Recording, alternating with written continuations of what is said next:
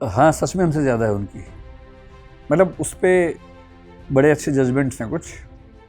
अगर आपने संविधान में आर्टिकल 19 तो पढ़ा ही है जिस पे हम बात कर रहे हैं, एक आर्टिकल 105 है, एक 194 है। अगर आप उसको मिला के पढ़ेंगे, 105 में जो एमपीज़ हैं उनके प्रिविलेजेस हैं, विशेषाधिकार है।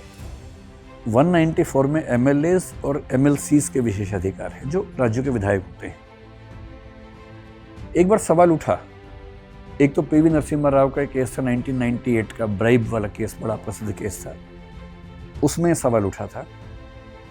और कई मामले हुए, पिछले साल भी एक मामला हुआ था, कोई कौशल कुछ नाम था, 2023 का मामला था, मैं नाम भूल रहा हूँ उसका। इन सब में सवाल उठा कि नागरिक की अभिव्यक्ति की आज़ादी और एमपी एमएलए की अभिव्यक्ति की आज़ादी में क्या अंतर है।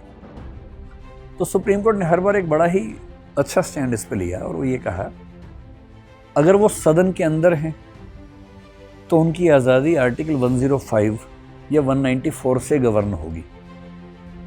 और 105 कहता है कि सदन के अंदर उनको कुछ भी बोलने का अधिकार है, क्योंकि सदन के अंदर भी नहीं बोलेंगे तो कहाँ बोलेंगे भाई, पॉलिसी मेकिंग वहाँ होनी है।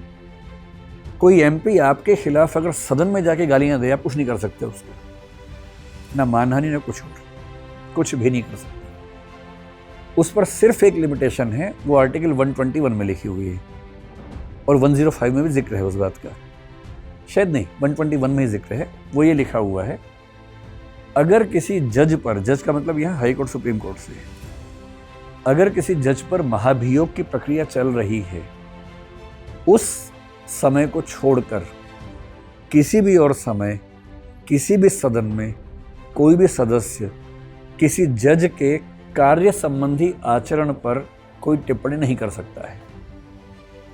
तो एमपीज और एमएलए सदन के अंदर केवल सुप्रीम कोर्ट, हाई कोर्ट के जजेस के जजशिप से जुड़े किसी काम पे कमेंट नहीं कर सकते, बाकी कुछ भी कमेंट कर सकते हैं। वो सरकार की ईंट से ईंट बजा सकते हैं, किसी नागरिक के पीछे पड़ सकते हैं, कुछ भी कर सकते हैं।